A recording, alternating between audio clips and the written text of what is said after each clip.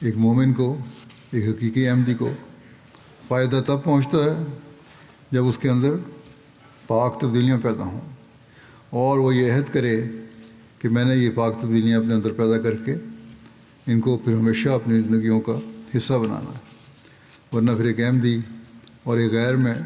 کوئی فرق نہیں ہوگا۔ ایک احمدی نے حضرت مسیح علیہ السلام کو مانا ہے اور خدا تعالیٰ سے عہد کیا ہے کہ وہ تمام برائیوں سے توبہ کرتا ہے اور نیکیوں کی طرف توجہ کرے گا اور اپنی زندگی کو پاک صاف بنائے گا۔ حضرت مسیح علیہ السلام نے یہ بھی فرمایا کہ اگر تمہیں تبدیلی پیدا نہیں ہو رہی تو تمہارے اور غیر میں کیا فرق ہے؟ تم تو پھر دوہرے گناہ کے مرتکب ہو رہے ہو، ایک عہد توڑنے کے گناہ کے اور ایک اپنی حالت کو نہ بدلنے کے گناہ کے۔ غیر جو ہیں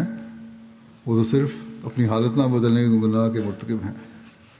لیکن تم تو پھر دوہرے گناہ کے مرتکب ہو، کیونکہ تم نے ایک عہد کیا ہے۔ بس اس بات کو ہمیں آج عید کے دن ہمیشہ یاد رکھنا چاہیے کہ ہم نے جو عہد کیے ہیں ان کا پاس کرنا بھی ہمارا بڑا فرض ہے۔